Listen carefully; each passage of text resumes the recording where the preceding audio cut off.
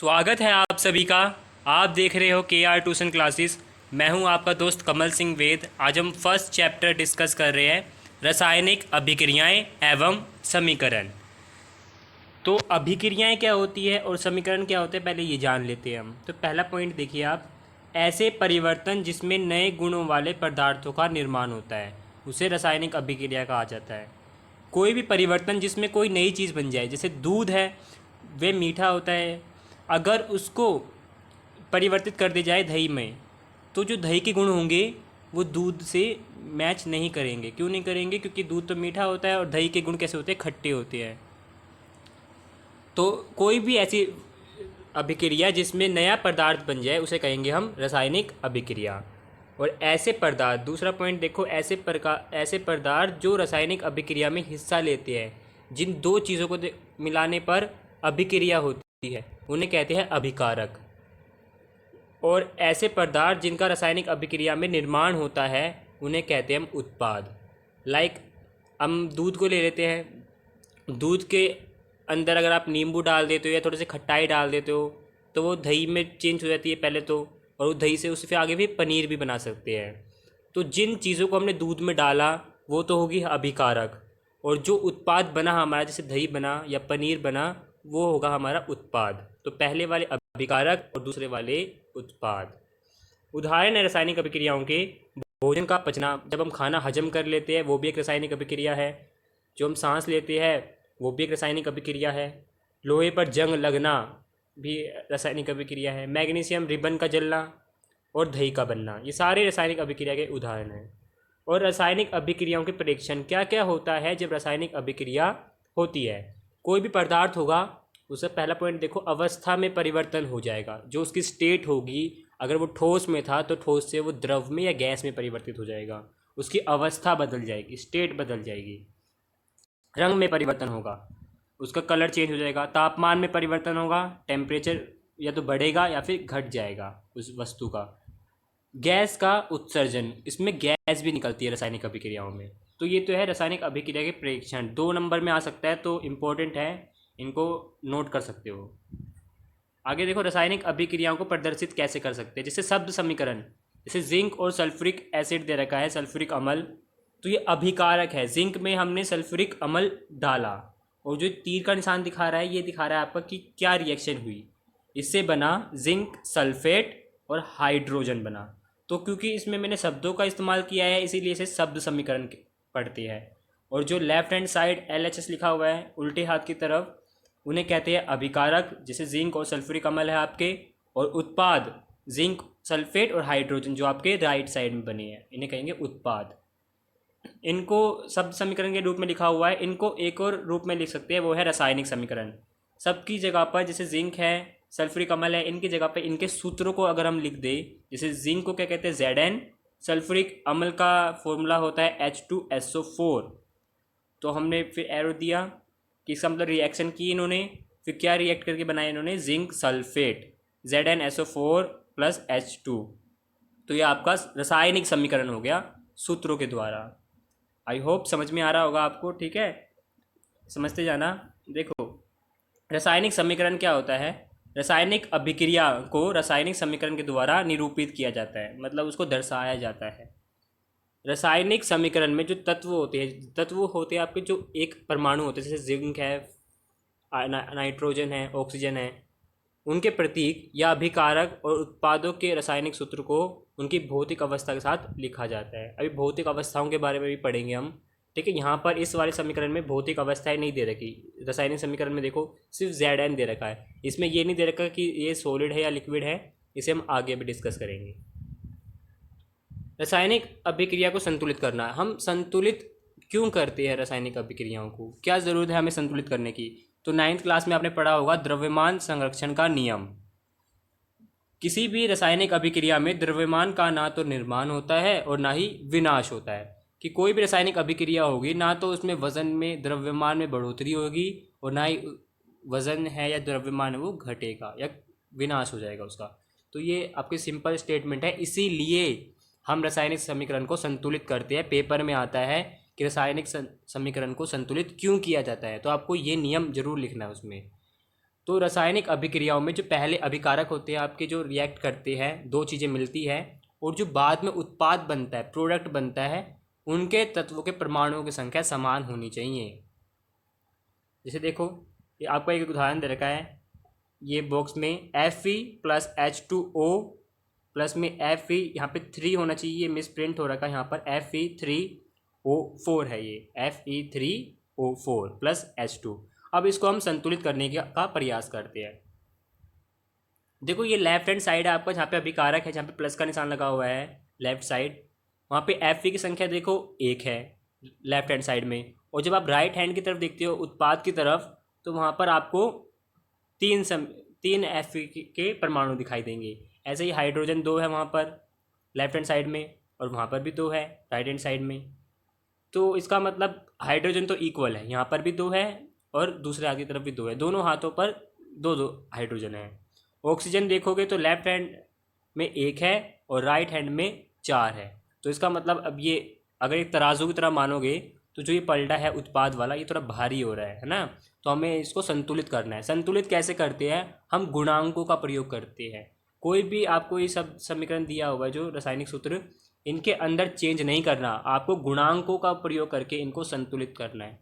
देखो समझते जाओ, देखो यहाँ पे देखोगे अगर, तो जैसे हाइड्रोजन है आपका, हाइड्रोजन यहाँ पे 2 है और यहाँ पर भी 2 है। ऑक्सीजन यहाँ पे राइट हैंड साइड में, लेफ्ट हैंड साइड में यहाँ पे 1 थी, तो इसको 4 बनाना पड़ेगा, क्योंकि यहाँ पे 4 है राइट हैंड साइड में।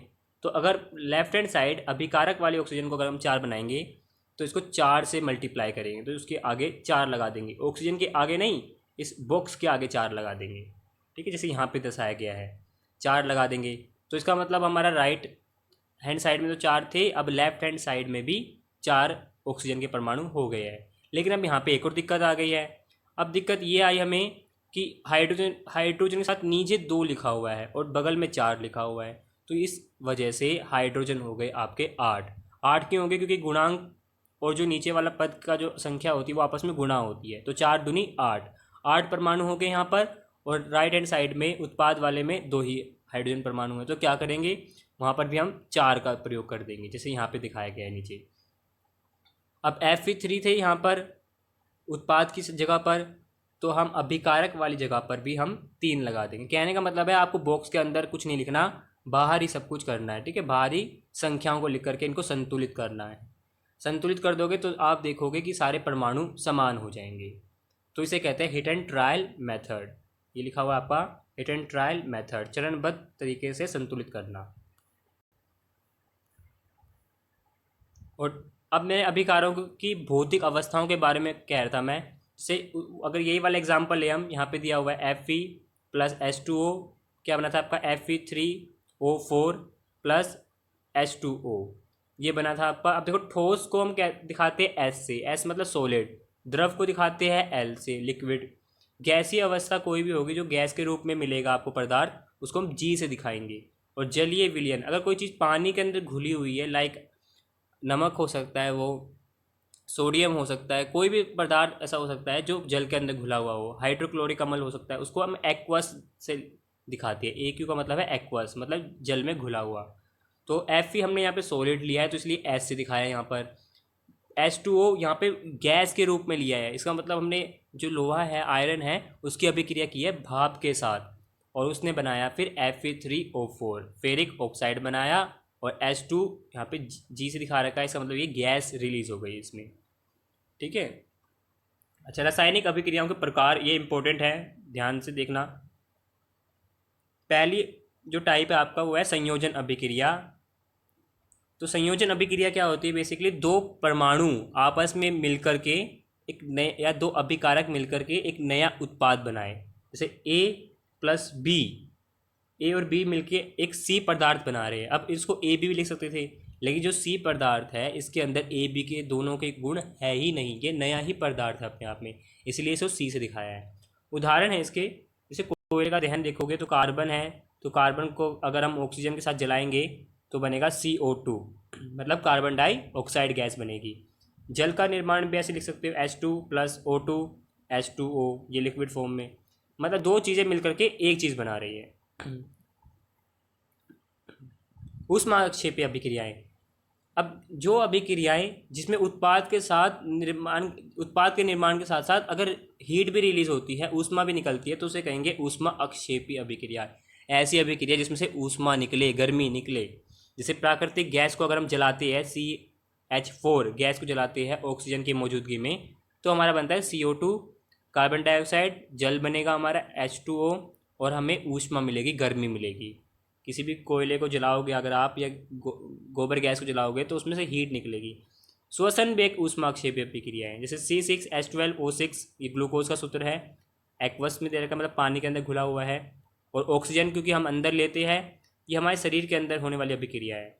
तो हम क्या रिलीज़ करते हैं, CO2 छोड़ते हैं हम, H2O पसीना के रूप में आता है हमें, ठीक है ना, जल का निर्माण भी होता है, और हमारे अंदर ऊष्मा भी निकलती है। तो ये भी एक ऊष्माक्षेपी अभिक्रिया है। वियोजन अभिक्रिया या डीकम्पोजिशन रिएक्शन भी कहते हैं इंग्लिश में।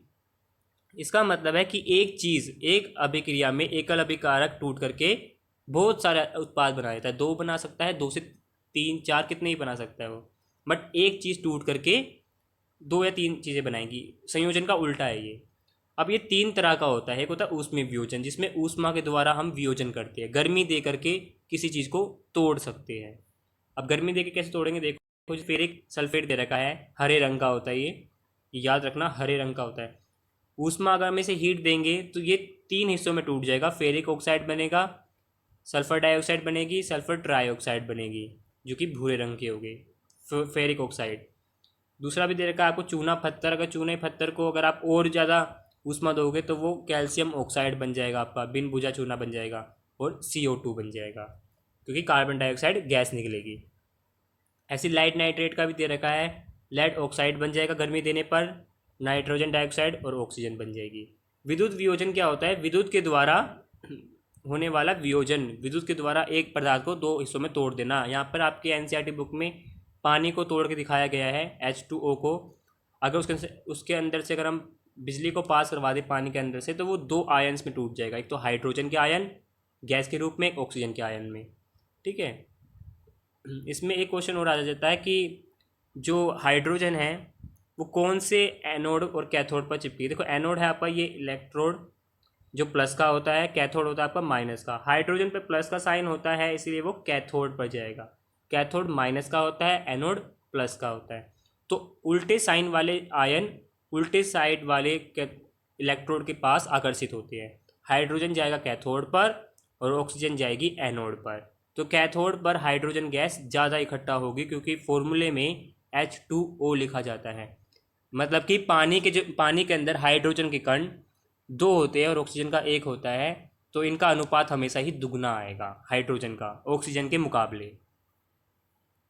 फिर हम पढ़ते हैं प्रकाशीय वियोजन, सूर्य का प्रकाश की उपस्थिति में होने वाला वियोजन। देखो हमने ऊष्मा के द्वारा पढ़ा, अगर हम हीट देते हैं, विद्युत के द्वारा पढ़ा हमने कि विद्युत के अंदर भी गर्मी होती है। आप प्रकाश के बारे में पढ़ते तो अगर AgCl सिल्वर क्लोराइड को अगर आप सूर्य के प्रकाश में अगर रख दोगे तो वो सिल्वर को अलग कर देगा और क्लोरीन गैस निकल जाएगी उसमें से। ऐसे ही सिल्वर ब्रोमाइड को अगर आप सूर्य के प्रकाश में रखोगे तो वो Ag अलग हो जाएगा आपका, सिल्वर चांदी अलग हो जाएगी और ब्रोमीन गैस निकल जाएगी। और सिल्वर क्लोराइड जो होता है ये सूर्य के प्रकाश में धूसर रंग का हो जाता है, और इसी अभिक्रिया का प्रयोग श्याम श्वेत फोटोग्राफी में भी होता है। ये 1 मार्क्स में आ सकता है, तो इसे नोट जरूर कर लेना। ऊष्मा शोषी अभिक्रियाएं। देखो अभी हमने ऊष्माक्षेपी अभिक्रियाओं के बारे में डिस्कस किया था कि ऊष्माक्षेपी अभिक्रियाएं जिनमें से गैसेस रिलीज होती है, ऊष्मा रिलीज होती है। ऊष्मा शोषी अभिक्रिया वो होती है जिसकी जो हीट को अब्जॉर्ब कर ले, हीट को सोख ले और ठंडक पैदा करे। जिन अभिक्रियाओं में अभिकारकों को तोड़ने के लिए ऊष्मा, प्रकाश या विद्युत ऊर्जा की आवश्यकता तो होती है और वो ऊष्मा को सोख लेती है। अब हम पढ़ते हैं विस्थापन अभिक्रियाओं के बारे में। विस्थापन अभिक्रिया होता है एक यौगिक में किसी तत्व का दूसरे तत्व को हटा देना। लाइक आप अपने स्कूल का एग्जाम्पल ले सकते हो। अगर आपके स्कूल में बेंचों पर बैठने के लिए झगड़ा होता है तो जो ताकतवर बच्चा होता है वो कमज़ोर बच्चे को उसके बेंच से हटा देता है। वो कहता है नहीं भाई मैं यहाँ बैठूँगा क्योंकि आई एम पावरफुल, है ना। ऐसा ही यौगिकों के साथ होता है, तत्वों के साथ होता है। लाइक यहाँ पे दे रखा है कि कम अधिक अभिक्रियाशील तत्व कम अभिक्रियाशील तत्व को उसके यौगिक से हटा देता है, विस्थापित कर देता है। एक एग्जाम्पल है, एग्जाम्पल जरूर याद करते रहना इनका। पेपर में आता है विस्थापन अभिक्रिया का एक एग्जाम्पल दो। लाइक यहाँ पे दे रखा है Fe फेरस दे रखा है सॉलिड फॉर्म में, CuSO4 ये पानी के अंदर घुला हुआ दिया हुआ है, एक्वस दिया हुआ है आपको। अब बना क्या इससे, देखो Fe अकेला था, Cu के साथ SO4 था। जो उत्पाद वाले श्रेणी में देखोगे तुम तो वहाँ पर FeSO4 हो गया है। इसका मतलब क्या हुआ कि जो Fe था उसने कॉपर को मारी टक्कर और कॉपर गया बाहर। ठीक है, तो SO4 ने कॉपर का साथ छोड़ दिया और किसका साथ पकड़ लिया, Fe का, क्योंकि वो ज़्यादा ताकतवर है, ज़्यादा उसको सिक्योरिटी दे सकता है, और कॉपर अलग हो। द्विविस्थापन अभिक्रिया के बारे में पढ़ते हैं अब हम। द्विविस्थापन, देखो विस्थापन ही हो रहा है इसमें भी, एक पदार्थ दूसरे पदार्थ की यौगिक को उसके यौगिक से अलग कर देगा, लेकिन इसमें क्या होगा, द्विविस्थापन होगा, दोनों जगह पर विस्थापन होगा। लाइक यहाँ पे एक एग्जांपल दे रखा है, आयनों का आदान प्रदान होगा, जैसे सोडियम सल्फेट है और बेरियम क्लोराइड है, सोडियम के साथ सल्फेट है SO4, यहाँ पे 2 नहीं है, ये 4 है, मिसप्रिंट हो रखा है यहाँ पर, और BaCl2 बेरियम क्लोराइड है। तो क्या बनेगा, देखो Na के साथ SO4 था, उत्पाद में देखोगे तो BaSO4 हो गया है, BaSO4 हो गया है, मतलब सोडियम ने सल्फेट का साथ छोड़ दिया और किसका साथ पकड़ लिया, NaCl का, Cl का, ठीक है, क्लोरीन का साथ पकड़ लिया। तो इस तरह से क्या हुआ, इन दोनों में इंटरचेंज हो गए आयंस। तो बेरियम सल्फेट जो है ये एक सफ़ेद अविलेय पदार्थ है, मतलब कि ये अगर इसे घोलोगे पानी के अंदर ये नहीं घुलेगा, ये गिलास के अंदर, बीकर के अंदर, पेंदी में नीचे तल में बैठ जाएगा सरफेस के ऊपर। तो इसीलिए इस अभिक्रिया को अवक्षेपण अभिक्रिया भी कहते हैं। अवक्षेपण होता है आपका ऐसी चीज़ जो पानी के अंदर ना घुल करके नीचे बैठ जाती है। ठीक है, तो द्विविस्थापन अभिक्रिया का दूसरा नाम है अवक्षेपण अभिक्रिया। अब उपचयन अपचयन के बारे में पढ़ते हैं। उपचयन या ऑक्सीडेशन आपका होता है जब किसी भी पदार्थ में, किसी भी तत्व में ऑक्सीजन की वृद्धि होती है या ऑक्सीजन मिलाई जाती है, या फिर दूसरी कंडीशन है इसकी, देखना ध्यान देना, या तो ऑक्सीजन मिल जाए तब भी उपचयन है, या फिर अगर हाइड्रोजन निकल जाए, हाइड्रोजन का ह्रास हो जाए, लेस हो जाए हाइड्रोजन, तो भी ये उपचयन है। लाइक यहाँ पे एग्जांपल दे रखा है C+O2। देखो कार्बन अकेला था, उसको क्या मिल गई, ऑक्सीजन मिल गई, उसने क्या बनाया, CO2 बनाया। तो ये उपचयन अभिक्रिया है। देखो ये संयोजन अभिक्रिया भी है, संयोजन और उपचयन अपचयन में फ़र्क मत करना, ठीक है। पहले तो आपने जो 4 पढ़ी थी वो मेन है, ये उपचयन अपचयन उन्हीं के अंतर आते हैं। अब Cu कॉपर है, कॉपर को ऑक्सीजन मिल गई तो क्या बन गया, CuO बन गया, तो ये भी उपचयन है। ऐसे ही यहाँ पर अगर देखोगे तो CuO कॉपर के साथ ऑक्सीजन थी यहाँ पर, प्लस में H2, यहाँ पे हाइड्रोजन गैस को दिया हमने और हीट रिलीज करी, हीट दी उसको रिएक्शन करवाने के लिए, तो कॉपर ने क्या किया, ऑक्सीजन को छोड़ दिया, तो क्या हुआ, ऑक्सीजन निकल गई, ऑक्सीजन निकल गई। तो ऑक्सीजन निकल गई तो इसका मतलब क्या होगा यहाँ पर, और किसको मिल गई, हाइड्रोजन को मिल गई। तो यहाँ पर भी उपचयन ही हुआ है, क्योंकि ऑक्सीजन निकली तो है लेकिन जो दूसरा तत्व है हाइड्रोजन, उसको ऑक्सीजन मिल गई है यहाँ पर। ठीक है, तो ये एग्जाम्पल है, ये याद कर लेना। अपचयन के बारे में पढ़ते हैं अब हम। अपचयन क्या होता है, जब किसी पदार्थ में ऑक्सीजन निकल जाए, मतलब पूरी की पूरी ऑक्सीजन निकल जाए, किसी दूसरे तत्व में भी ना जुड़े। दूसरा पॉइंट है, दूसरी शर्त है इसकी कि जब किसी पदार्थ में हाइड्रोजन जुड़ जाए, हाइड्रोजन की वृद्धि हो जाए। जैसे यहाँ पे दे रखा है CuO copper oxide plus H2O hydrogen है, इसको अगर हम गर्मी देंगे तो Cu से ऑक्सीजन निकल गई, तो देखो हाइड्रोजन का तो उपचयन हो गया है, फिर हाइड्रोजन को क्या मिल गई है, ऑक्सीजन मिल गई है। लेकिन जो कॉपर है, कॉपर ऑक्साइड था, उसका क्या हो गया है, अपचयन हो गया है, क्योंकि उसके पास ऑक्सीजन थी, उसका साथी था, वो उत्पाद वाली श्रेणी में वहाँ पर नहीं है उसके साथ। और ऐसी अभिक्रियाएं जिसके अंदर उपचयन अपचयन दोनों होता है, देखो इसमें उपचयन भी हो रहा है, हाइड्रोजन को ऑक्सीजन मिली, और अपचयन भी हो रहा है, कॉपर ऑक्साइड से ऑक्सीजन निकल गई है। तो ऐसी अभिक्रियाएं जिसमें दोनों चीज़ें होती है, उपचयन तथा अपचयन, इन्हें कहते हैं रेडॉक्स अभिक्रियाएं। अब पढ़ते हैं मोस्ट इम्पॉर्टेंट टॉपिक यहाँ पर, दैनिक जीवन में उपचयन अभिक्रियाओं का प्रभाव।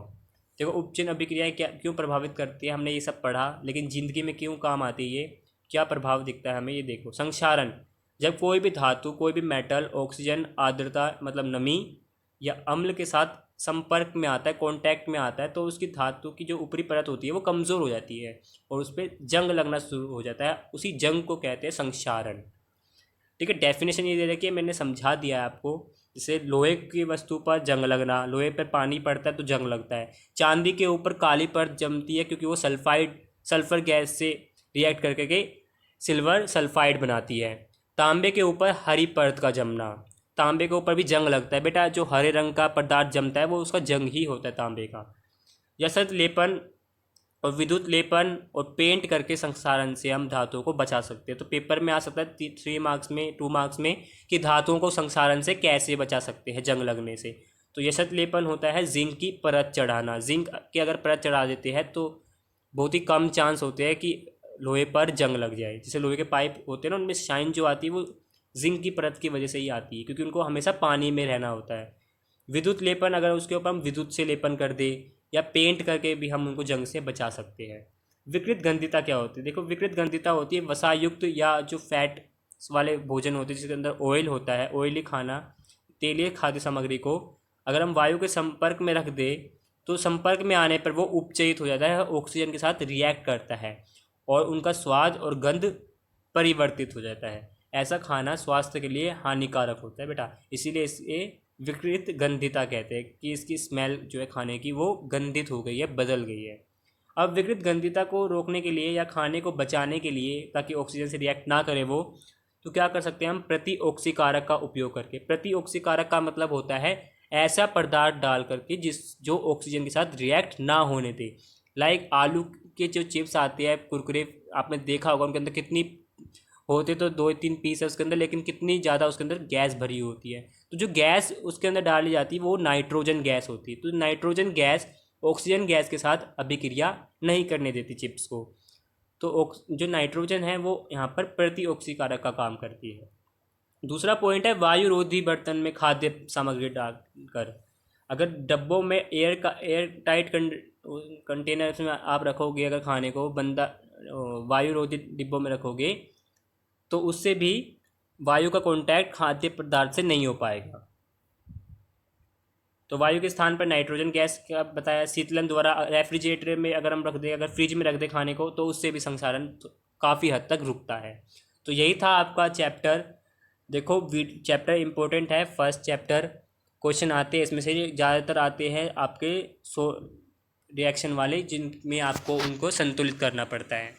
तो इस चैप्टर को बार बार प्रैक्टिस करना, ठीक है। एक बार अगर समझ में नहीं आता है तो वीडियो को दोबारा देख सकते हो। अगर वीडियो अच्छी लगी हो तो लाइक कर देना, शेयर कर देना अपने दोस्तों के साथ, ताकि वो भी इस चैप्टर को समझ पाए, ठीक है। थोड़ा भले वाला काम करो यार। और चैनल पे नए हो तो चैनल को सब्सक्राइब कर देना।